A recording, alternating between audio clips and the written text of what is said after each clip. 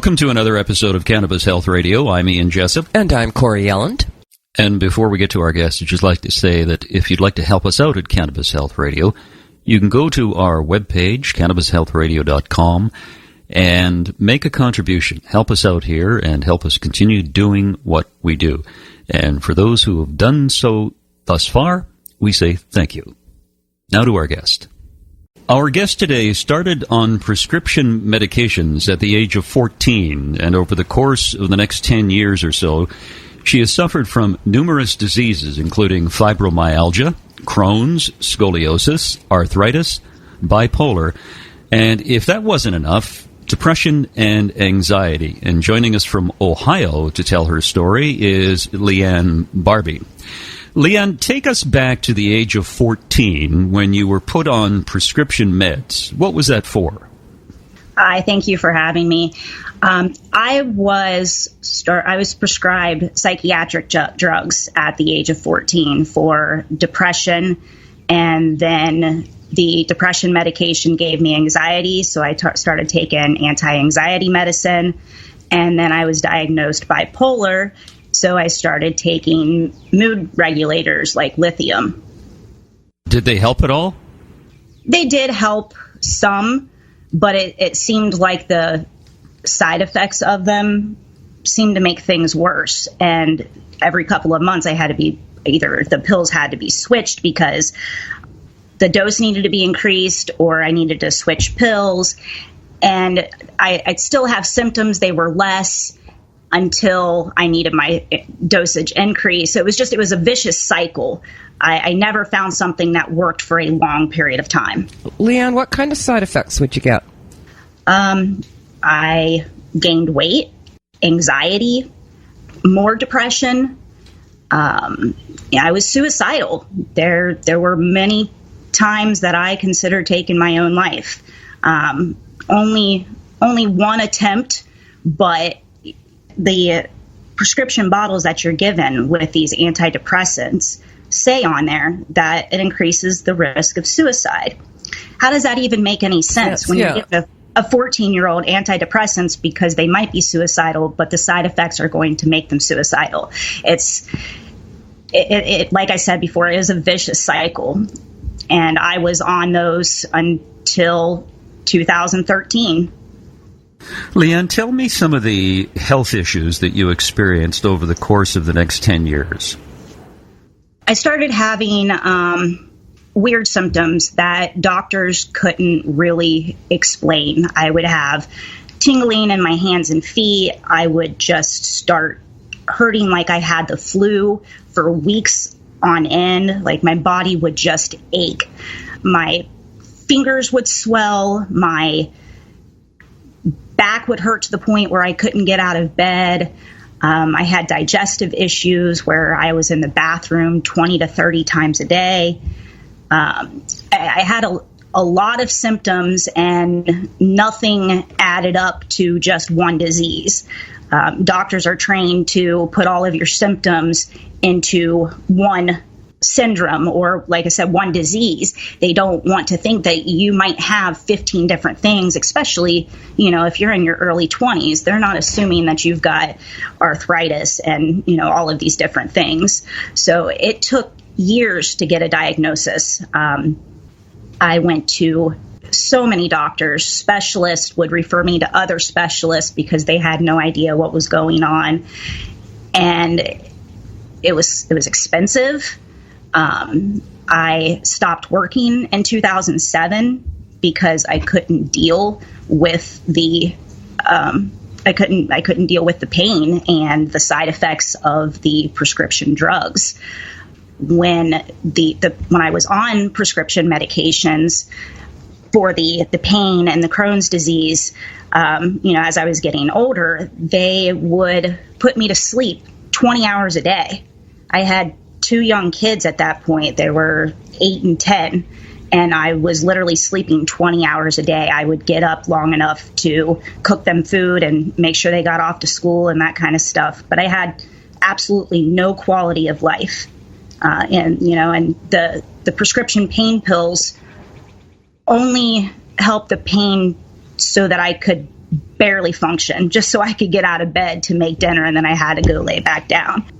They never helped enough. When I was diagnosed with fibromyalgia, my doctor looked at me and he said, we'll prescribe you painkillers, but I don't expect you to ever go below a 5 out of 10 on a pain scale. That was really hard for me, thinking that, 5 out of 10 for some people takes them to a hospital. And that was the best that I would ever have to look forward to. You must have been terribly depressed. Horribly depressed. Yeah, I can understand. I mean, being on all those medications, having the side effects, sleeping, and having 2 kids to deal with. Definitely wasn't easy. No, how many pills were you on in total? When I stopped taking pills, I was on over 20 a day at that point. 20 a day. Now, Yep. In the notes you sent us, you said you were on methadone. Why were you on methadone? So I was given methadone, which is an opioid type drug that people are given to get off of heroin. I was given it because I had exhausted all other painkillers. I had been through the Vicodin, the Percocet, the Oxycontin, the oxycodone. Everything that you could think of, I had tried, and either got to the point where if I had to take a higher dose, it could kill me, or they just stopped working altogether. So the doctor had given me some methadone, and I tried it, and it worked great for about 2 weeks. And then I had to increase the dose. So I started at 10 milligrams a day, and by the time I stopped taking it, I was at 90 milligrams a day. Wow. 90 milligrams a day. Did you feel like a drug addict? I did, but I told myself, these are prescribed by your doctor because you are in pain. I knew I was dependent on them, but I constantly told myself I am not addicted to these because I am prescribed these. This is legal. I am not addicted. The day the doctor told me that they weren't going to prescribe them to me anymore, I realized how addicted I was. Why did the doctor say they weren't going to prescribe them anymore? I had been seeing the same doctor for years, and he's the one who had been prescribing me the methadone, and he moved out of our area, and it was an hour drive for me. Well, I couldn't drive. I shouldn't have been driving with the amount of pills that I was on. I definitely could not have driven an hour every single month to go pick up a prescription. So I changed doctors and found one that was in my town. It was only 5 minutes away, and had discussed everything with her, and she was fine continuing my treatment. My first appointment to go pick up my prescription with her, she decided that I was addicted and was not going to prescribe them to me. So tell me what that was like when she told you no more opiates. I was scared. I was pissed. I didn't know what to do. First thing I did was called my old doctor and, try to talk to him to see if he would help me. But because I had established a relationship with this new doctor, I'd have to wait 6 months to be able to get back in to see him. So that wasn't going to happen. When I got home and it realized the intensity of the situation. It was 2 days before Christmas. My kids were 12 and 16. And I knew what kind of withdrawal people went through from methadone. If this is something that people are given to get off of heroin, it's not easy to be able to get off of it. And so I thought about what my other options were. I didn't think, going off of pills at that moment was an option. So I thought about going and buying pills on the street.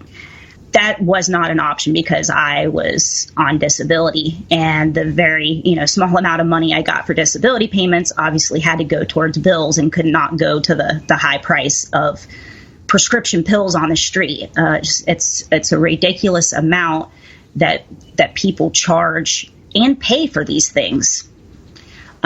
So my next thought went to heroin. And I think at that point is when I realized, holy crap, Leanne, you are addicted. You have a problem. If you are seriously considering going to heroin, it wasn't just the withdrawals I was worried about. I was worried about the pain. I had been in so much pain, that my doctor had prescribed me methadone. Why was I going to immediately be, how was I going to be okay with nothing? And thankfully, a friend brought me cannabis. That's interesting because you had two issues to deal with. You had to deal with the withdrawal from the opiates, but you also had to deal with, once you did withdraw from the opiates, you'd have the pain that you were taking the opiates for. Exactly. I find it interesting, too. It's almost like you slipped through the cracks there. I mean, for you to be on all that medication and really intense drugs like methadone and then cut it completely cold turkey is actually fairly dangerous. It's very dangerous. And I did eventually report the doctor because I don't think that was her best decision. If she wanted me off of them, there was definitely other ways to go about it, weaning it, whatever. But she saw me as a drug addict. She never actually believed that I was in as much pain as I said I was, and I think that was the biggest issue. So she did get reported. I'm not sure what came of that, but it was a very bad decision on her part. Sorry to interrupt here, Leanne, but the thing that strikes me here, too, is the medical profession or your physician actually played a key role in getting you addicted. Yes. He was supporting that addiction. He or she. Yes. Leanne, tell me about your friend introducing you to cannabis. I'd always been a proponent of cannabis use. I had used it as a teenager, just like most teenagers in high school do, experimenting here and there. I may have went a little bit above experimenting, but I realized at a young age that there were medical qualities to it.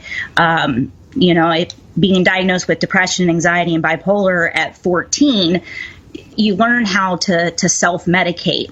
And, alcohol would make me feel better, but for days afterwards, I'd feel worse. But if I smoked a little pot with my friends, not only did I feel really great then, but I also felt good for days.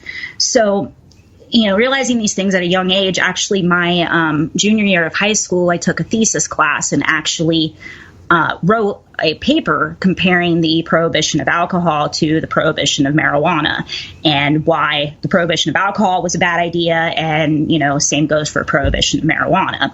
That was back in 1997 when in the United States, California was the only state that had medical marijuana at that time. Everywhere else it was illegal. So kind of, feel like I was little bit of a pioneer in, the medical part of it or, the research part of it or, knowing those type of things.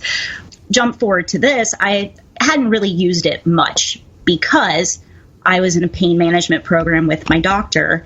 And if you use cannabis and they give you a urinalysis and you fail it, they will kick you off of your prescription pain pills.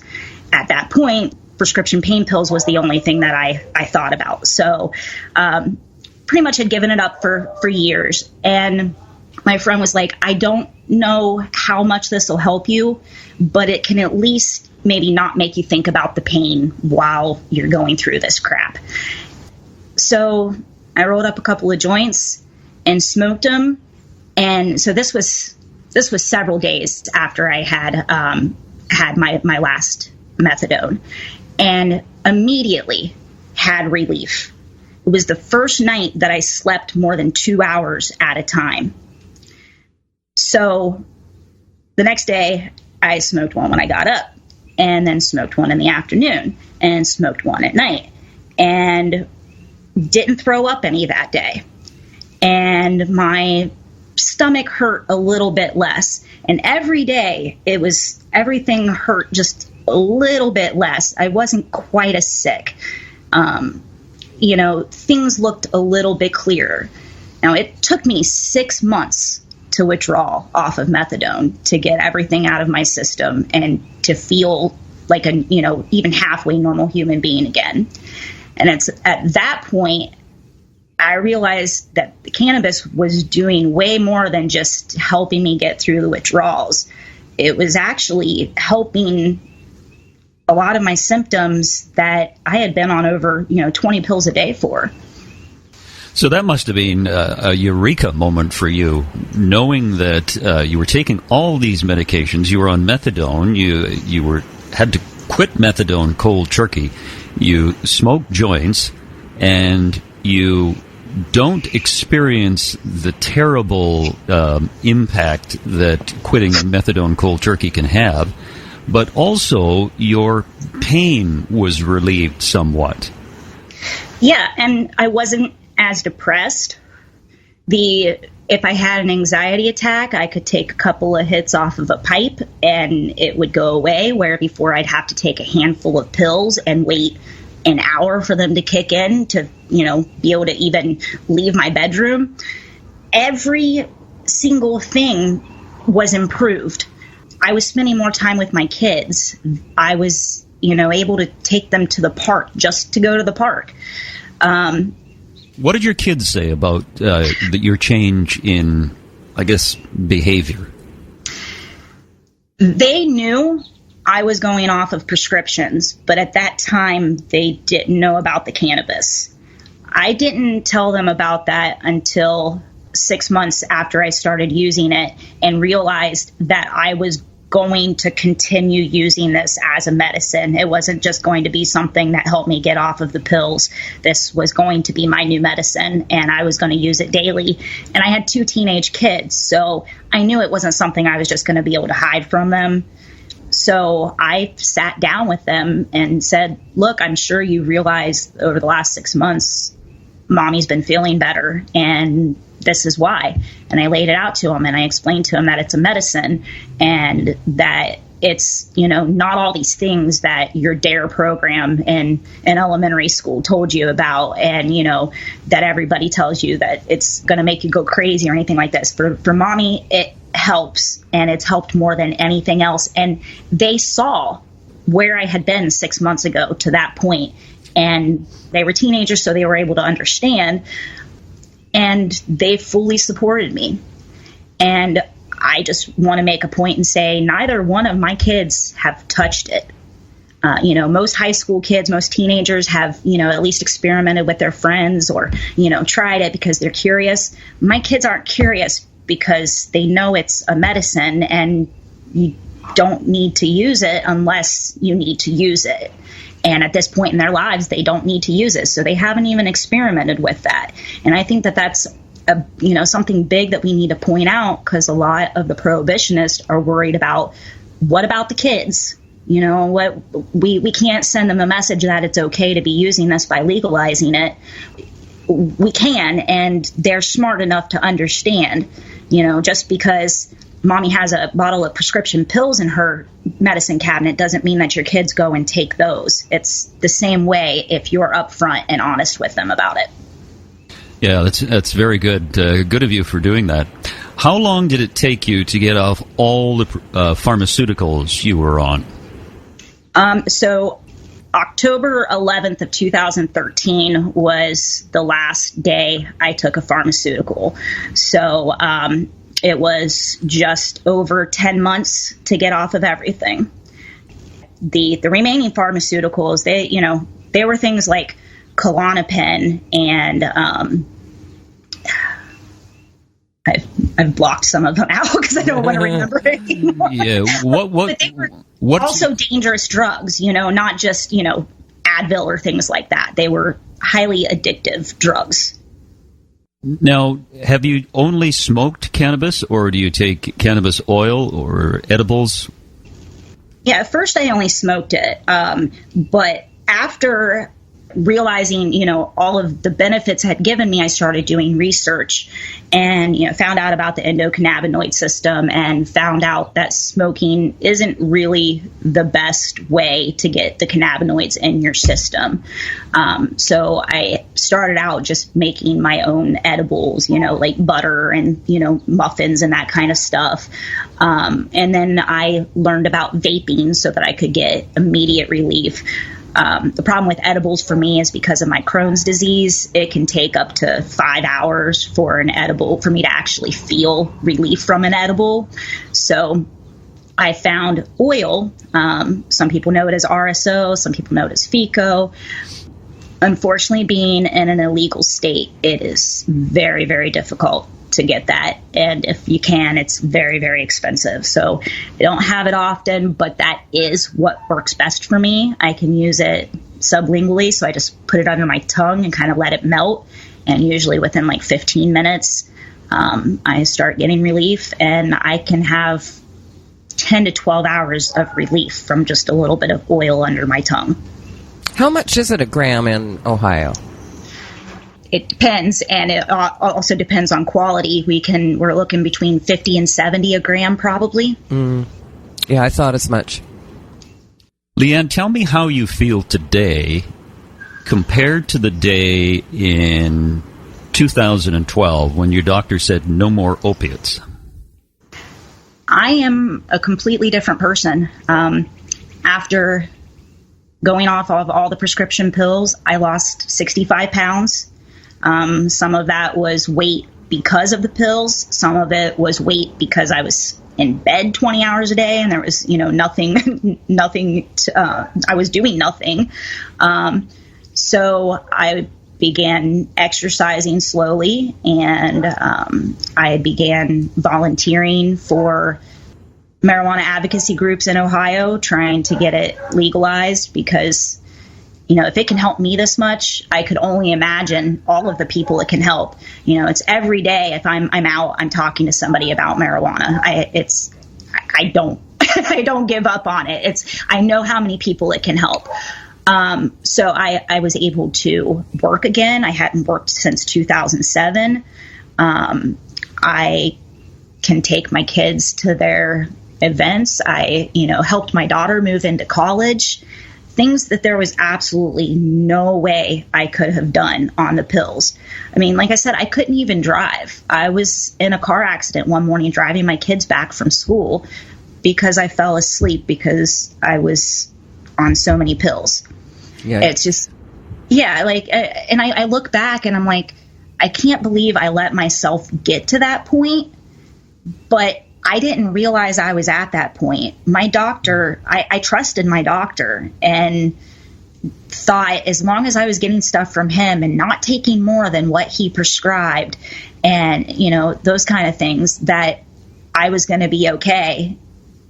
But I wasn't. And I feel like there's so many people out there in the same situation. And, cannabis might not be able to get them off of all of their medications like it did for me, but I know it can help them at least reduce it. Yeah, your story is interesting. Your kids must be proud of you. They are. You must be pretty proud of yourself, actually, too. I miss what that. You've overcome is amazing. It's a hard thing, to say that you're proud of yourself, but it's liberating knowing how far I've come. No, I think you've done something which is truly amazing. What other treatments have you been using to supplement your cannabis? A couple of years ago, I learned about kratom and golden paste. Kratom is another natural substance. It's a leaf on a tree that grows in Southeast Asia. And it's also has some stigma attached to it. But it has helped so many people get off of opiates and stay off of opiates. It's an opioid antagonist, so it works similar to how opioids do, but it's not an opiate, so it doesn't. You can't overdose from it. You can't. I don't want to say you can't get addicted to it, but it's less likely that you'll get addicted to it. Do you know, Leanne, I know someone who takes kratom, I think is how you pronounce it. I'm not quite sure. But, and I had no idea what it was. So I looked it up, and you're absolutely right. It's a tree native to Southeast Asia, and it's in the same family as the coffee tree.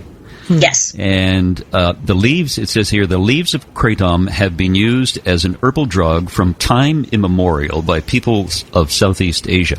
It is used in folk medicine as a stimulant at low doses and a sedative at high doses.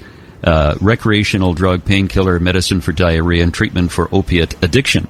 Many people report that kratom is an effective treatment for arthritis, restless leg syndrome, and fibromyalgia, which is exactly what you had. Yes. Yeah.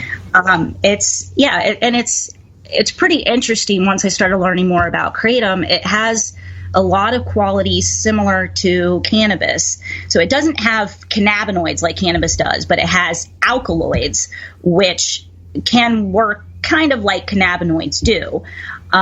It has different strains. So you've got red, which is more sedating and pain relieving. So I compare that to an indica. It's got whites, which are more energetic and mood lifting. So I compare that to a sativa. And then you've got greens, which are in between, and that's like a hybrid. So when I realized all these similarities, and that it was cheap, it was natural, and best of all, it was legal, and which, is really hard for me living in an illegal state. I can't consistently get cannabis medicine. Mm-hmm. And if I do, I don't always know the quality. So having something else in my arsenal really helps. The other thing I use is golden paste. It is a turmeric, coconut oil, and black pepper.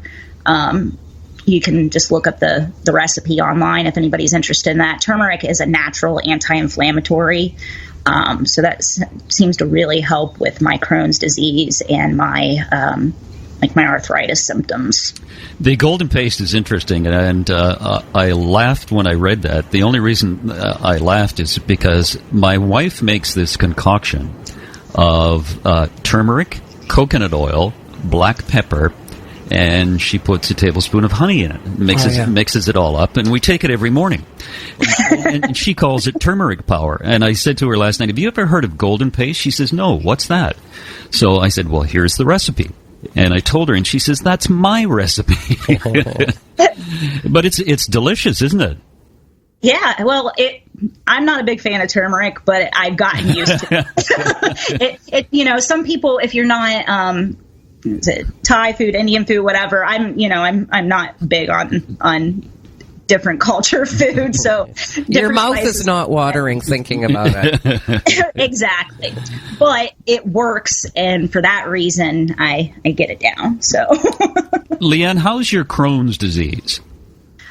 It's not too bad. It's one of the hardest things to keep under control. The kratom acts as a diuretic, so it seems to help with the diarrhea that I have from it. Mm-hmm. But the cannabis seems to help the most with the pain from it. But I never really had too bad of a case. It was pretty mild. Now, my son, on the other hand, was diagnosed with Crohn's disease when he was 5, and he has a pretty severe case and is on chemotherapy type medications. We have to give him an injection of it every other week.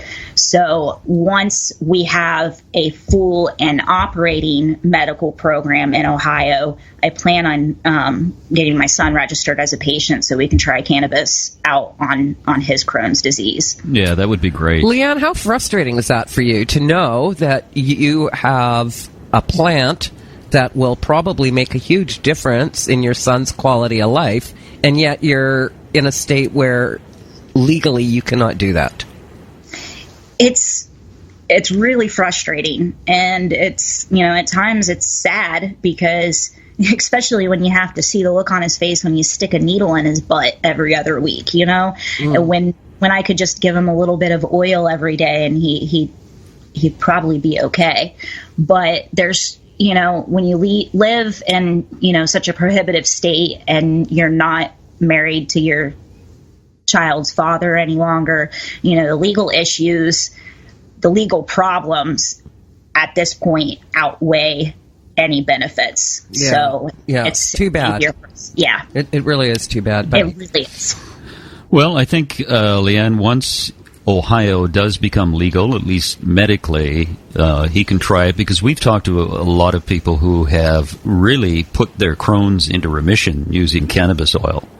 Yes. And for those people who have had really severe Crohn's disease, it has helped them immensely.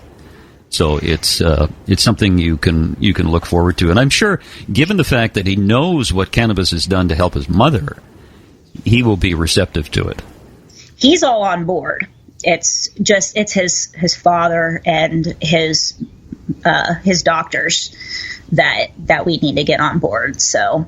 Oh yeah. Well, we won't go there. We've got about a year and a half until the medical program in Ohio is probably up and running well. So I have about that much time to get it all worked out. Yeah, no, Leanne, you've done wonders for yourself, and you should be very, very proud of what you've done. I think it's a truly remarkable story of kicking methadone and all the other ailments that you have, and the pain that you've experienced over the years, and the fact that you are on the road to recovery is just a very remarkable story. Thanks very much for doing this. We greatly appreciate it. Sure. Thank you for having me. Thank you so much, Leanne. It's an amazing story, and good on you. And that's another edition of Cannabis Health Radio. Wherever you are in the world, thanks very much for listening. You've been listening to the Cannabis Health Radio podcast. Visit our website, cannabishealthradio.com, and follow us on Facebook and Twitter.